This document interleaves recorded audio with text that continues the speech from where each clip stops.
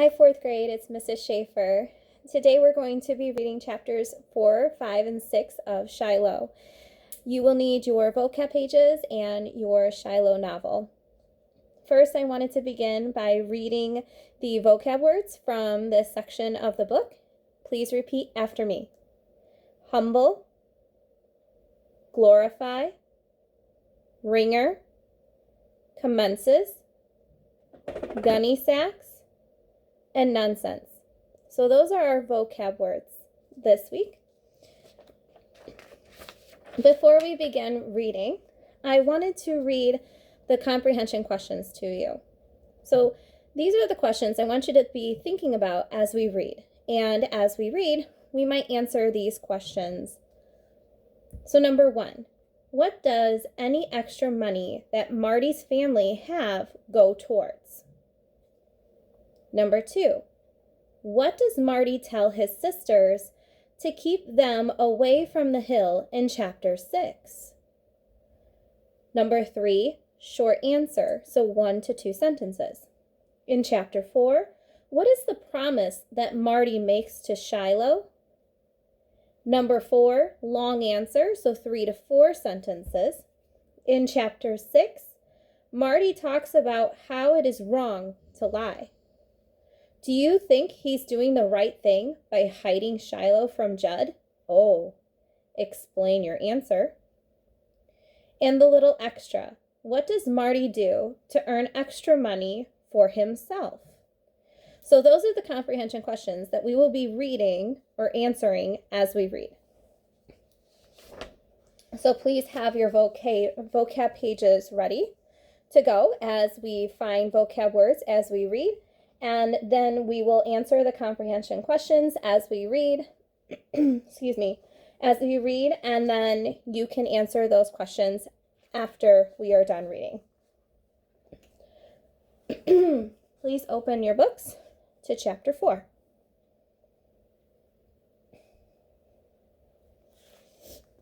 Marty, Dad says when we're around the bend, sometimes you haven't got the sense to shut up. You can't go telling a man what to call his dog. But I'm mad, too. Better than calling him Git or Scram. Judd Travers has the right to name his dog anything he likes or nothing at all. And you've got to get it through your head that it's his dog, not yours, and put your mind to other things. The Jeep bounces along for a good long mile before I speak again. I can't, Dad, I say finally. And this time his voice is gentle. Well, son, you got to try. I eat my peanut butter and soda cracker sandwiches with Dad at noon, plus the zucchini bread Mrs. Ellison had left in her mailbox for him. And after all the Sears catalogs and mail is delivered, we head back to the Sistersville post office. I get my Coca-Cola at the gas station while Dad finishes up, and we start home. I forget all about looking for cans and bottles. The can I'm holding is the only one I got. Judd Travers goes hunting near every weekend, don't he? I asked Dad. I suppose he does. You can shoot at just about anything that moves. Of course not. You can only shoot at what's in season. I'm thinking how, about a year ago, I was fooling around up on the ridge and come across a dead dog. A dead beagle with a hole in its head. Never said anything, because what was there to say? Somebody out hunting got a dog by mistake. I figured. It happens. But the more I think on it now, I wonder if it wasn't Judd Travers shooting a dog on purpose. Shooting one of his own dogs that didn't please him. Dad's still talking. We've got a new game warden in the county, and I hear he's plenty tough. Used to be a man could kill a deer on his own property any time if that deer was eating his garden. Warden would look the other way. But they tell me the new warden will fine you good. Well, that's the way it ought to be, I guess. The phrase will fine you good means that they are going to charge them a certain amount of money, like a ticket, that they would have to pay. What if a man shoots a dog, I ask. Dad looks over at me. Dogs aren't ever in season, Marty. Now you know that. But what if a man shoots one anyway? That would be up to the sheriff to decide what to do, I guess. The next day I start early and set out on the main road to Friendly with a plastic bag. Get me 11 aluminum cans, but that's all. Could walk my legs off for a year and not even have enough to buy half a dog. The questions I tried not to think about before come back to me now. Would Judd Travers want to sell Shiloh at all? And how much would he want for him if he did? And even if I got Shiloh for my very own, how was I supposed to feed him?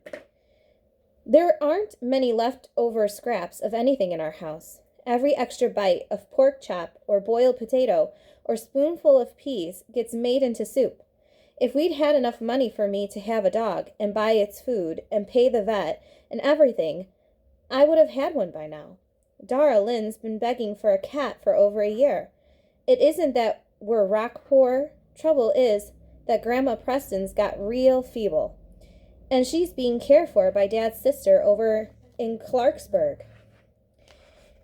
Had to have nurses any time Aunt Hetty goes out, and every spare cent we got goes to pay for Grandma's care.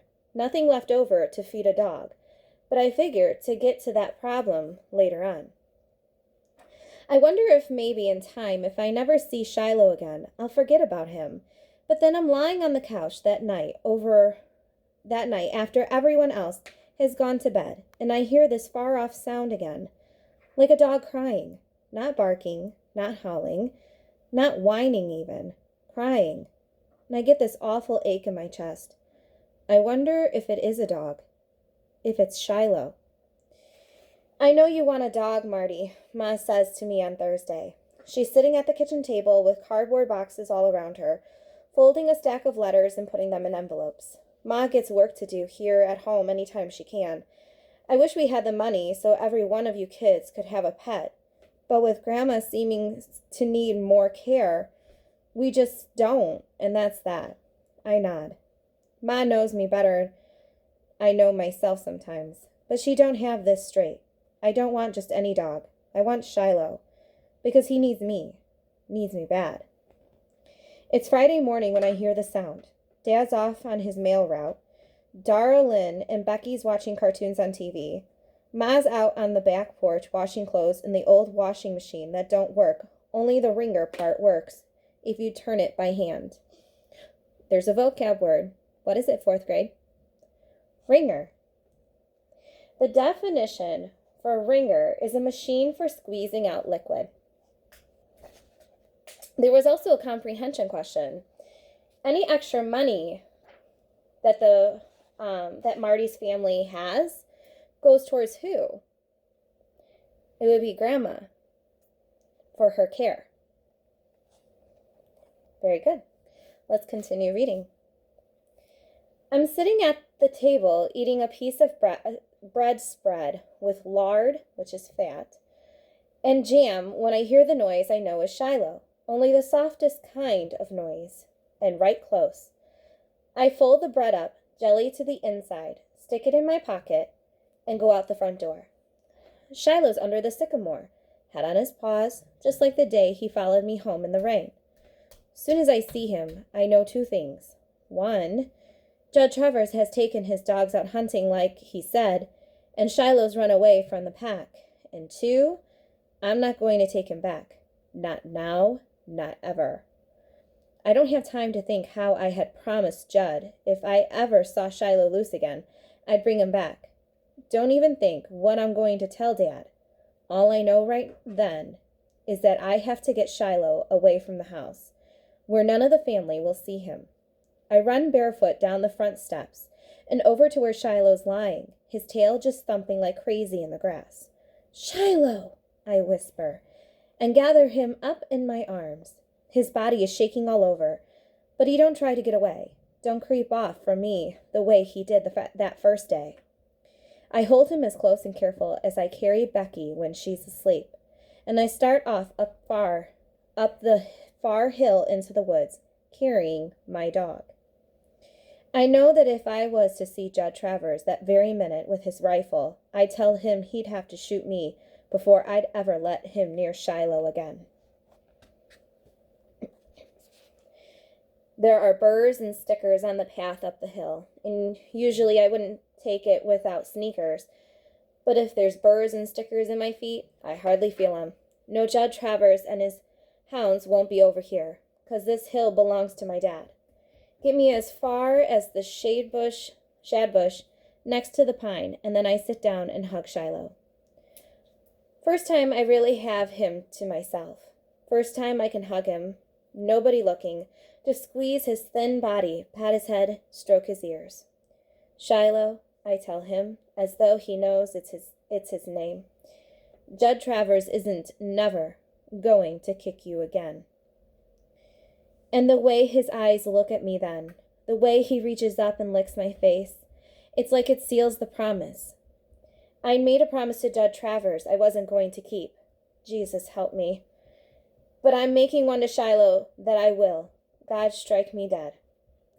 I set him down at last and go over to the creek for a drink of water. Shiloh follows along beside me. I cut my hands and drink, and Shiloh helps himself, lapping it up. Now what? I ask him myself. The problem is looking me square in the face. I gotta keep Shiloh a secret. That much I know. But I'm not going to keep him chained. Only thing I can think of is to make him a pen. Don't like the idea of it, but I'll be with him as much as I can. I take him back to the shad bush, and Shiloh lays down. Shiloh, I say, patting his head, stay. He thumps his tail. I start to walk away, looking back. Shiloh gets up. Stay, I say again, louder, and point to the ground. He lays back down, but I know he's like to follow anyways, so I pull him over to a pine tree, take the belt off my jeans, loop it through the raggedy old collar Shiloh's wearing, and fasten the belt to the tree. Shiloh don't like it much, but he's quiet.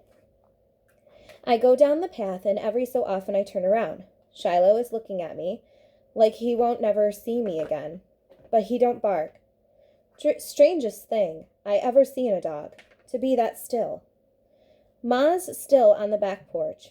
When she washes, it takes her near all day. Darlin and Becky stuck to the TV. So I go to the shed by the side of the house, and I take the extra fencing Dad used when we had us more chickens. I take me a piece of wire, too, and go back up the hill. Shiloh's still there, and he don't try to get up while I set to work. I string the fencing around the trunks of the 3 small trees for corner posts, and then back to the pine tree again, where I fasten it with wire. Pen measures about 6 by 8 feet. I go back down to the shed again, and this time I get the old rotten planks Dad took out of the back steps when he put in the new. Pick me up an old pine tin, too. I take the planks up to Shiloh's pen and make him a lean-to at one end to protect him from the rain. Fill the pie tin with water so he'll have something to drink. Last of all, I take the lard bread from my pocket and feed it to Shiloh in little pieces, letting him lick my fingers after every bite. I wrap my arms around him, pat him, run my hands over his ears, even kiss his nose. I tell him about 1,000,000 times I love him as much as I love my ma.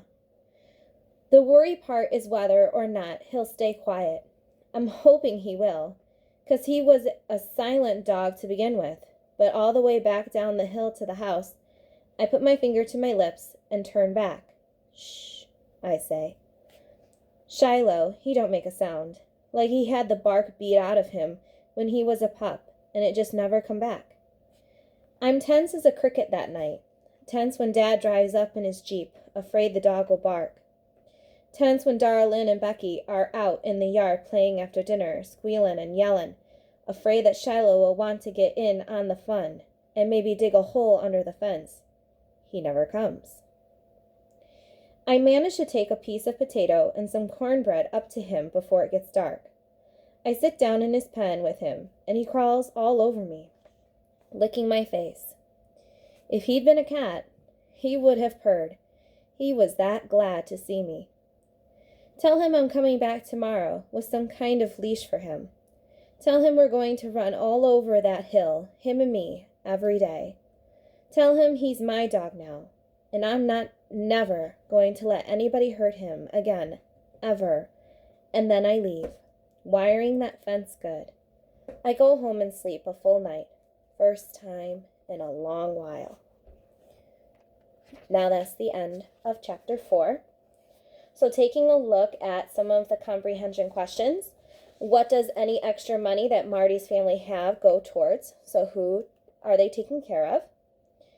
And then your short answer, you can also answer. So that was number 1, the extra money that Marty's family can go towards. And then the short answer for number 3. In chapter 4, what is the promise that Marty makes to Shiloh? So what is that promise that Marty makes? Okay, you have to think back to the story. There was a certain promise that Marty made.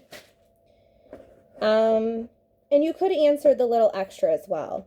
What does Marty do to earn extra money for himself? So what is it that he's doing around his neighborhood? Okay, now going back to our vocab, we only had one vocab word, which was ringer, and we will look for the others the next time we read.